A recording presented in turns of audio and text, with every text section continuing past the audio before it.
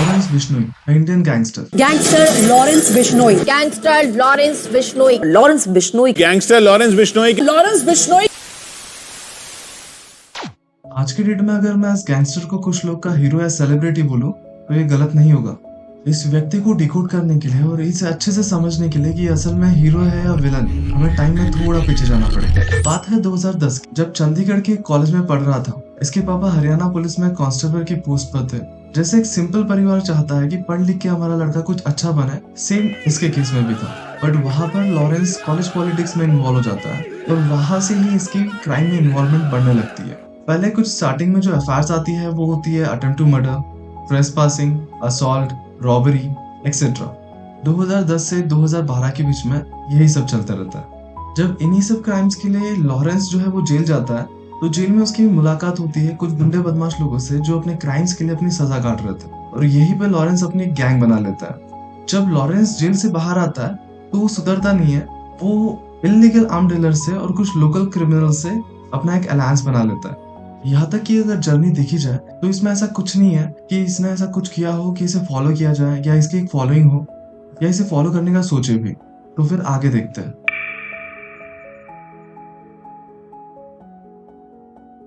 पहली बार ये लाइमलाइट में तब आया था जब इसे राजस्थान के जोधपुर कोर्ट में पुलिस को अपीयर करवाना था एक्सटॉर्शन के केस में। वहाँ उसका एक स्टेटमेंट आता है, सलमान खान को यही जोधपुर में मारा जाएगा, तब उसको पता चलेगा कि हम कौन है। अगर पुलिस चाहती है कि मैं कुछ बड़ा करूँ तो फिर मैं सलमान खान को मारूंगा, और वो भी यही जोधपुर में। करेंगे तो पता लग ही जाएगा, सलमान खान का करेंगे मारेंगे या जोधपुर में मारेंगे तो पता लग जाएगा। दूसरा केस था murder of Punjabi singer Sidhu Moosewala. इस मर्डर की जिम्मेदारी गोल्डी बरार ने ली थी, जिसने बताया था कि ये पूरा प्लान उसने और लॉरेंस ने साथ मिलकर बनाया था। अब मैं इन कंट्रोवर्सीज के ज्यादा डीप में नहीं जाऊंगा वरना ये वीडियो बहुत ज्यादा लंबा हो जाएगा, पर ये समझना जरूरी है कि सिद्धू मूसेवाले का मर्डर एक पर्सनल रंजिश के चलते किया गया था, और सलमान खान को जो मर्डर की धमकी मिलती है वो ब्लैक बग का शिकार करने के लिए मिलती है। उसको बिश्नोई कम्युनिटी के अंदर पूजा जाता है। ये सारी कंट्रोवर्सीज के बाद लॉरेंस तो जैसे एक स्टार बन गया हो यूट्यूब पर।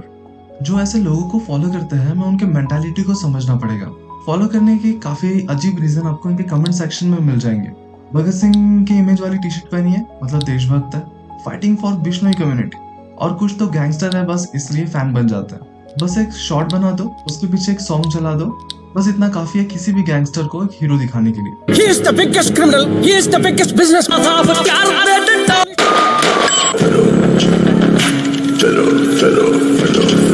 सिद्धू मूसेवाले का मर्डर करा। जब सिद्धू मूसेवाले का मर्डर हुआ था,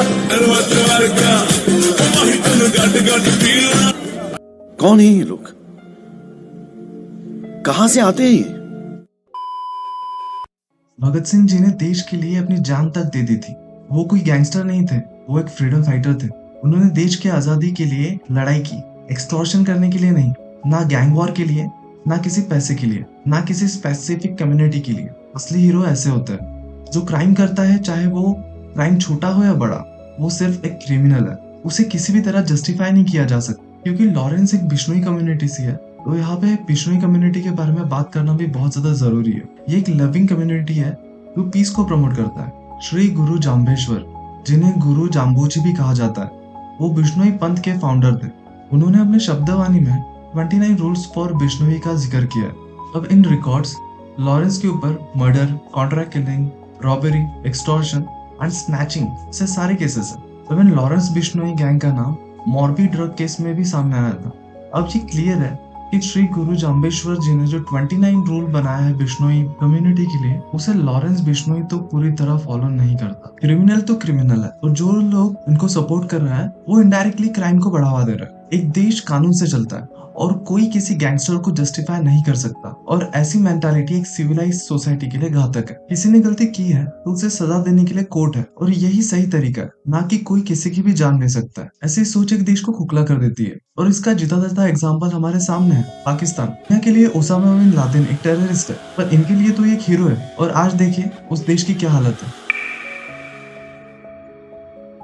सलमान खान बीइंग ह्यूमन नाम से एक फाउंडेशन चलाता है। उसमें हजारों बच्चों को फ्री में एजुकेशन दिया जाता है, और हजारों गरीब बच्चों की फ्री में जान बचाई जाती है। कहा जाता है कि रोज 5 बच्चों की जान इस फाउंडेशन द्वारा बचाई जाती है, और ये सच है।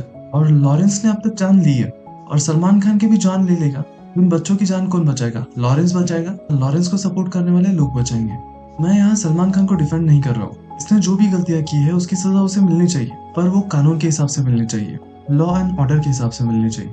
आपको याद होगा, इवन अजमल कसाब ने मुंबई पर हमला किया था, लोगों की जान ली थी, इवन पुलिस ऑफिसर्स की जान ली थी। इतना स्ट्रॉन्ग एविडेंस मौजूद था कि उसी ने मुंबई पर टेरर अटैक किया है, पर फिर भी लॉ एंड ऑर्डर को फॉलो किया गया, उसको कोर्ट में रिप्रेजेंट किया गया, ना कि डायरेक्ट फांसी हुई। यही एक प्रूफ है सिविलाइज नेशन होने का। अगर आप एक बहुत बड़ा झूठ बोलो और उसे बार बार रिपीट करते रहो तो इवेंचुअली पीपल उसे सच मान बैठते हैं। ये बात बहुत ज्यादा फिट बैठती है आज के वक्त में। यही कारण है कि कुछ लोग लॉरेंस को सपोर्ट करते हैं, कुछ अमृतपाल को जो हिंदुस्तान के टुकड़े करना चाहता है। अगर आप थोड़ी सी भी रिसर्च करोगे किसी को भी ब्लाइंडली बिलीव करने के पहले, तो बातें शायद थोड़ी सी क्लियर हो जाए। रिसेंट की ही बात ले अगर, तो एक इंडियन न्यूज चैनल ने लॉरेंस का जेल से इंटरव्यू लेने का दावा किया था, और ऐसे 2 इंटरव्यूज वायरल भी हुए थे। कहा जाता है कि ये इंटरव्यू जेल से लिए थे, और इस पर पुलिस का रिस्पांस आता है कि जेल में तो जामर लगे हुए हैं, हाई सिक्योरिटी है, लाइट्स कभी ऑफ नहीं किए जाते, हमेशा कैदियों पर नजर रखी जाती है, तो ये जेल से इंटरव्यू वायरल होना तो इम्पॉसिबल है। पर वही कुछ टाइम पहले सुकेश चंद्रशेखर नाम का एक ठग था, उसने अपना पूरा एक ऑफिस बना लिया था इसी तिहाड़ जेल में। उसका एक वीडियो भी वायरल हुआ था। जब इन्वेस्टिगेशन हुआ तो पता चला कि इसने तो जेल में सारे पुलिस वालों की सैलरी फिक्स कर दी थी, और उसी के साथ इसने इसी जेल में बैठ के 200 करोड़ का फ्रॉड किया था। सच कौन बोल रहा है और झूठ कौन बोल रहा है, ये बताना तो बहुत ज्यादा मुश्किल है।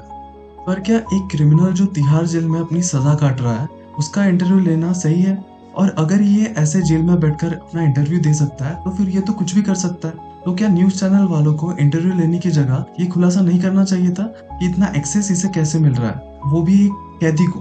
अगर इसे भी अलग छोड़ते हैं तो बात आती है व्हाट्सएप यूनिवर्सिटी पर और आजकल के सोशल मीडिया का जो एक्सेस है सबके पास, उस पर। आप मानेंगे नहीं, पर इसका बहुत ज्यादा मिसयूज हो रहा है। यहाँ जरूरत है थोड़ा जागरूक होने की, और जहाँ पर कुछ गलत लगे वहां पर बोलने की। तो इस पर क्या सोचते हो? ऐसे लोगों को देश का हीरो बनाकर प्रमोट करना चाहिए या नहीं? ये वीडियो यहीं पर खत्म करते हैं। अगर आपको ये वीडियो पसंद आया तो हमारे चैनल को सब्सक्राइब करें। मिलते हैं नेक्स्ट वीडियो में, तब तक के लिए नमस्कार।